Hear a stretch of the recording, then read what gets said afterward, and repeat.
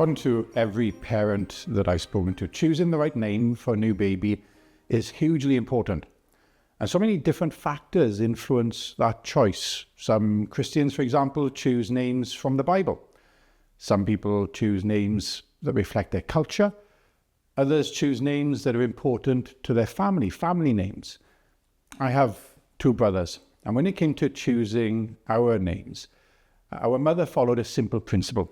It was that we would need names that would be easy for us to spell. And so she chose the names Ian, Hugh, and Owen. And I have to say, I'm very grateful to her for this because spelling has always been quite a challenge for me. I want to talk about this name, Emmanuel, God with us. It first appears in the book of Isaiah 750 years before Jesus was born.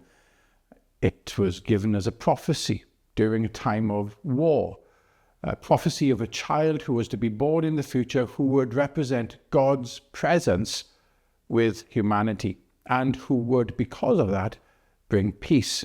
Now, for Matthew, all those years later in his gospel, this prophecy is fulfilled in Jesus, and this new name, Emmanuel, represents who Jesus is. He is God, who, being born to Mary, became present with his people in the world. And because he is God with us, he will bring peace. But thinking about this name, I began to wonder what it means for us. Now, this is a name that has long been associated with Christmas, and rightly so, because Matthew quotes it when he tells the story of the angel's visit to Joseph to tell him about the birth of Jesus, as we have just seen from our reading. But for Isaiah, this verse is all about the politics of his region. He wrote this verse, and he wrote about this name during a time of real trouble in the nation's history. And this verse was intended as a comfort to a people who were gripped by anxiety because they were being attacked by their enemies. It's a promise of peace, because it says that God will bless his people with the greatest of all blessings, which is his presence. The name Emmanuel means, as we've seen, God with us. And so this boy will be born as a reminder to them of the relationship that they have with God, of God's intention to bless them. Jesus is Emmanuel, the baby whose birth is not merely a promise of peace through the presence of God, but the fulfillment of that promise. Jesus is God with us. Because of him, God is with us. How has he done this? Well, I want to suggest in two ways. Jesus has brought God's presence to us in two ways. Firstly, because of who he is. Jesus is God, but he is also human. And this means that in him, God and humanity become one. In his body, in his life, in his nature, he is God and human. He is therefore God with us. But the second way that Jesus fulfills this is through what he has done. Now, if we fast forward to the end of Jesus' life, we see him at Calvary, hung on one of those 3 crosses that have been erected there. I say we see him, we can barely see him. We can only see him because of the torches that have been lit surrounding these 3 crosses.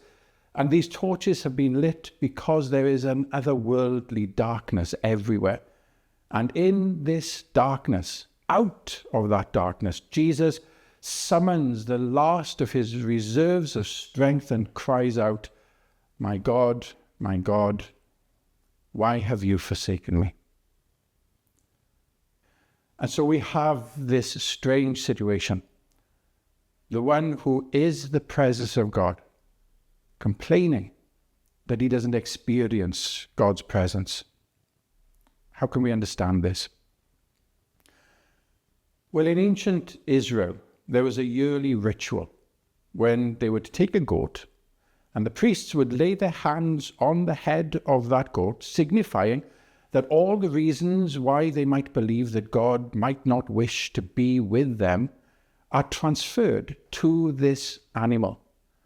And then the goat was driven out into the wilderness, away from the people, outside of the towns, outside of the people, outside of the cities, into the wilderness, and not allowed to return. And as it was leaving, as it was going out into the wilderness, it was symbolically carrying all the nation's selfishness, all the nation's unlove. And so when Jesus shouts these words, it is as though he is that goat.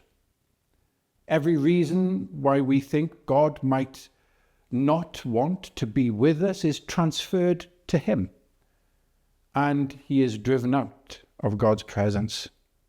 This is what happened on that dreadful day at Calvary. Why did it happen? So that God would always be with us. Those reasons why God might turn his back on us are taken away, meaning that God can be with us. So what does it mean for us? Well, it means that God is with us. What this means is that God is here. He's here. He's with you. He's not over there somewhere. He is here. It means that God is for us and not that God is against us. It means that God is on hand and not merely on call. It means that God is on our side and not in opposition to us. It means that God is in relationship with us and we are not strangers to him. It means that God's whole being is given over to bless us, to bless you. This is ultimately what we see in the life of the one who is Emmanuel. This is what we see in the life of Jesus. He gives himself entirely to us. God is near. There are times when perhaps we feel abandoned by God. Perhaps when we are feeling down, struggling maybe with our mental health, when we are lonely, when life itself seems to have turned against us. But we are not abandoned. Because of Jesus, we are not abandoned. Remember his name, Emmanuel, God with us. There are times when we feel that we don't deserve to have God present in our lives, that our failure to love others, that our selfish actions, our selfish motives, our selfish thoughts convince us that God should abandon us. Well, remember his name, Emmanuel, God with us. God will never abandon you. A cataclysmic event happened at Calvary to ensure that he will never abandon you. The one whose name means the presence of God and whose nature is the presence of God was driven out of God's presence for your sake. You can't be forsaken. No matter how bad you feel about yourself, you can't be forsaken. So it means that God is with us. But it also means that God is with us. I'm putting the emphasis here on the word us in order to remind us that this is a plural. It is wonderfully true, of course, that the name that Jesus has means that God is with me, that God is with you as an individual. And each of us can own that statement for ourselves. But God is with me and God is with you, meaning that God is with us. The truth of this name is bigger than any claim that an individual has on Jesus. God is with others as well as me. Therefore, God is with us. This in turn means that we are one. And it also means that it's in uniting with others that we really know the presence of God. God is encountered in the community of the church. And so this name, Emmanuel, reminds us not only of the identity of Jesus, but also of his work. He has come to unite. He has come to bring peace. He has come so that, in the Apostle Paul's words, the dividing wall of hostility might be pulled down.